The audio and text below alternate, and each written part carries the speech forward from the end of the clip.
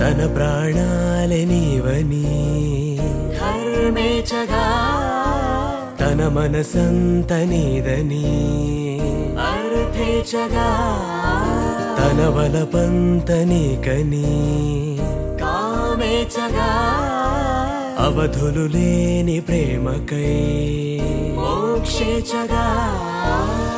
మూడు ముళ్ళతో 7 అడుగుల అగ్ని సాక్షిగా ఇద్దరు ఒకటిగా మారగా